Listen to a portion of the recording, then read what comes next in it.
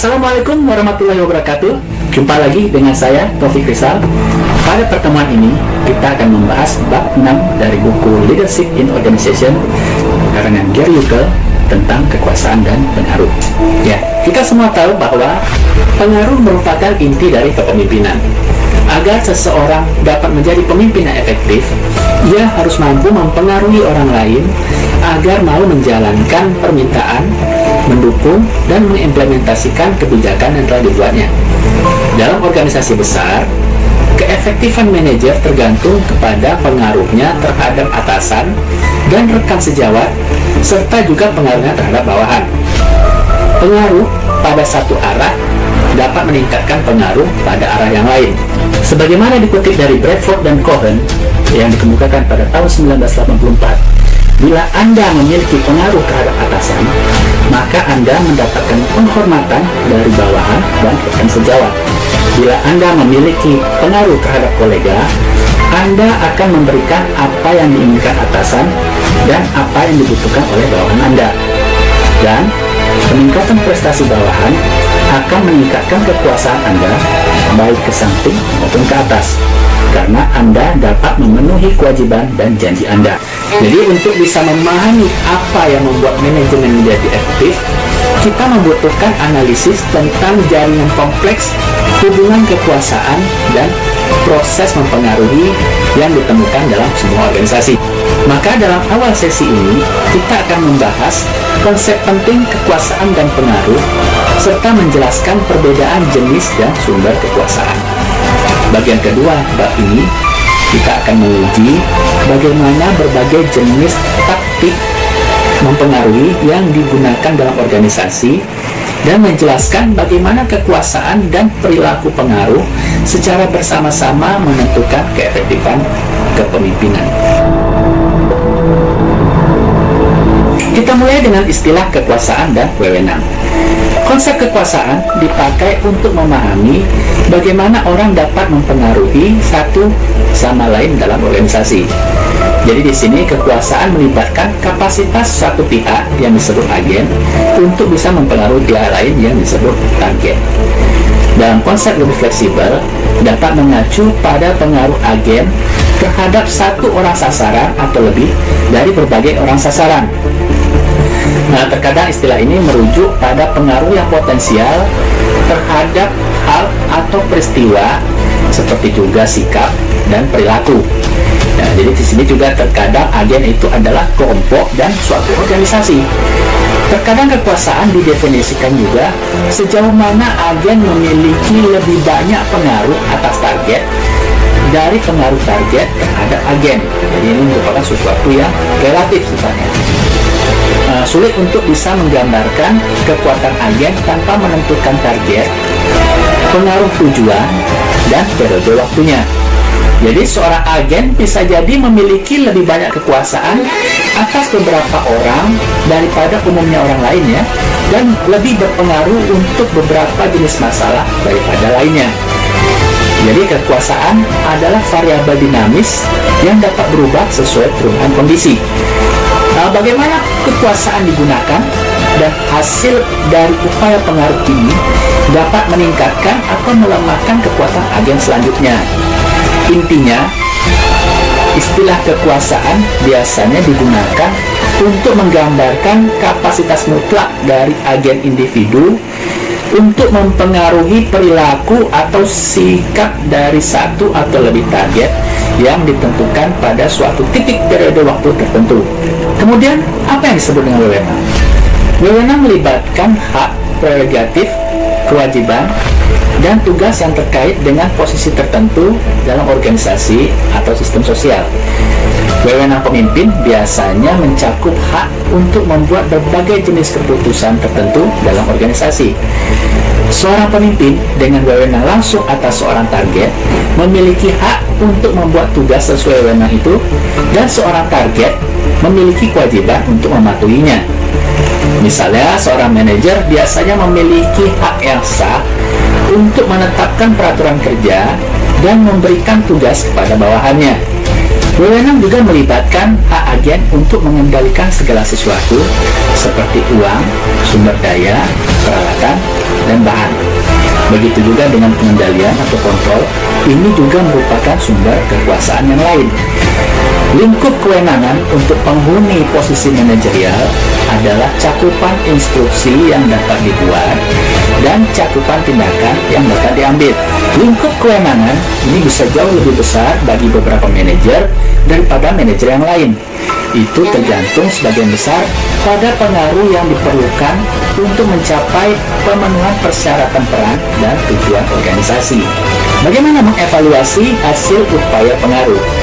Jadi, salah satu dasar yang berguna untuk mengevaluasi keberhasilan upaya pengaruh adalah apakah hasil yang didapat adalah apa yang diinginkan oleh seorang agen.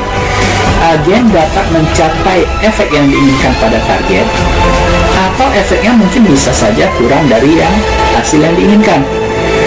Upaya pengaruh proaktif yang melebarkan perintah khusus oleh agen kepada seorang target ini dibedakan pada 3 hasil berbeda yang mungkin akan didapatkan oleh seorang agen.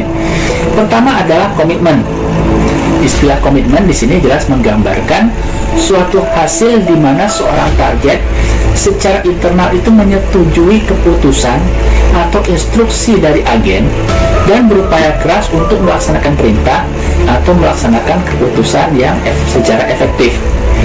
Untuk tugas yang kompleks dan sulit ya, komitmen biasanya merupakan hasil yang paling berhasil dari perspektif agen yang membuat upaya pengaruh. Ya, hasil kedua yang mungkin didapatkan oleh seorang agen adalah kepatuhan. Istilah kepatuhan menggambarkan suatu hasil di mana target bersedia untuk melakukan apa yang diperintahkan agen, tapi tidak antusias tentang hal itu dan hanya sedikit berusaha untuk bisa melaksanakannya. Agen telah mempengaruhi perilaku seorang target, tapi tidak bisa mempengaruhi kemauan orang tersebut.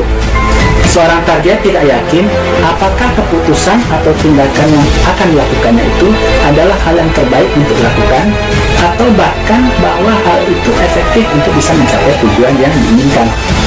Untuk tugas yang kompleks dan sulit, kepatuhan jelas merupakan hasil dengan tingkat keberhasilan di bawah komitmen. Namun, untuk permintaan yang sederhana dan rutin, kepatuhan mungkin semua yang diperlukan bagi agen untuk bisa menyelesaikan suatu tugas. Hasil ketiga yang mungkin didapatkan oleh seorang agen adalah perlawanan. Jadi, istilah perlawanan di sini menggambarkan suatu hasil di mana seorang target menentang usulan atau perintah, bukan hanya acuh tak acuh tentang hal itu, namun juga secara aktif mencoba untuk menghindarinya.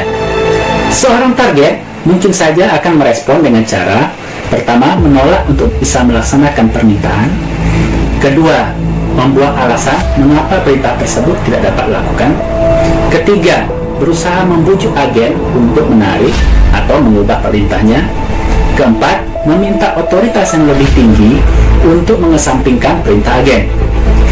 Kelima, mungkin berusaha untuk menunda bertindak dengan harapan bahwa si agen akan melupakan perintahnya di kemudian hari, atau mungkin membuat pura-pura mematuhi tapi mencoba untuk menyabotase tugas yang sudah diberikan. Reaksi seorang target terhadap perintah agen bukan satu-satunya dasar untuk bisa mengevaluasi keberhasilan. Pengaruh upaya juga dapat mempengaruhi hubungan interpersonal dan cara orang lain melihat agen. Misalnya dalam segi etika, kemudian bagaimana si agen mendukung atau menyenangkan, atau bagaimana apakah agen ini terlihat kompeten, dapat dipercaya, atau sebagai orang yang kuat. Bagaimana seorang pemimpin mencoba untuk mempengaruhi seseorang, ini dapat meningkatkan hubungan atau bahkan bisa membuatnya terlihat kurang bersahabat dan kooperatif. Bahkan beberapa jenis upaya pengaruh dimaksudkan terutama untuk mengubah bagaimana orang melihat agen, bukan untuk mencapai tujuan tugas langsungnya. Misalnya untuk meningkatkan peluang promosi di organisasi ya, atau seseorang mungkin berusaha untuk menciptakan kesan bahwa ia sangat kompeten dan sangat loyal. Kemudian dalam kajian proses mempengaruhi, ini ada penjelasan psikologis bahwa untuk mempengaruhi satu orang lain ini melibatkan motif dan persepsi dari target dalam kaitannya dengan tindakan agen, konteks dan interaksi yang terjadi. Oke, Goleman pada tahun 1958 mengusulkan 3 jenis proses pengaruh yang berbeda, yaitu ada kepatuhan instrumental, internalisasi, dan identifikasi pribadi. Proses pengaruh secara kualitatif dapat berbeda antara satu dengan lainnya, atau lebih dari satu proses dapat terjadi pada saat yang sama. Nah, sebagai contoh, target dapat menjadi berkomitmen untuk mengimplementasikan program baru yang diusulkan oleh seorang target, karena target mengakui agen, percaya pada cita-citanya, kemudian mengharapkan untuk bisa mendapatkan manfaat nyata dari dapat mendukungnya. Kita bahas proses pengaruh yang pertama, yaitu kepatuhan instrumental. Di sini orang yang ditargetkan melakukan tindakan yang diminta dengan tujuan memperoleh imbalan atau menghindari hukuman yang dapat diberikan oleh seorang agen. Motivasi untuk perilaku ini adalah murni instrumental. Satu-satunya alasan untuk kepatuhan adalah untuk mendapatkan beberapa manfaat nyata dari agen. Tingkat upaya yang dilakukan ini cenderung sekecil mungkin yang diperlukan untuk mendapatkan imbalan atau menghindari hukuman. Kemudian kedua ada internalisasi. Ini target orang menjadi berkomitmen untuk mendukung dan melaksanakan proposal yang diberikan oleh agen karena proposal tersebut kelihatan sesuai secara intrinsik dengan yang diinginkan oleh target. Demikian juga sesuai dengan nilai, keyakinan, dan citra diri target. Sehingga di sini proposal agen, misalnya tujuan, rencana strategi, kebijakan, prosedur, menjadi terkait dengan nilai dan keyakinan yang diyakini seorang target. Komitmen yang terjadi di sini, apakah itu untuk manfaat nyata yang diharapkan, dan kemudian loyalitas target adalah untuk gagasan itu sendiri, bukan kepada agen yang mengkomunikasikan proposal tersebut. Selanjutnya ada yang dinamakan dengan identifikasi pribadi. Jadi seorang target meniru perilaku agen atau mengadopsi sikap yang sama untuk menyenangkan agen atau berusaha menjadi seperti agen. Motivasi untuk target mungkin berkaitan dengan kebutuhan seorang target untuk mendapatkan penerimaan atau penghargaan. Dengan melakukan hal untuk mendapatkan persetujuan dari agen, seorang target mampu mempertahankan hubungan yang memenuhi kebutuhannya untuk mendapatkan penerimaan dan penghargaan dari orang lain. Di sisi agen, ia telah membantu seorang target untuk mempertahankan citra diri yang lebih menguntungkan.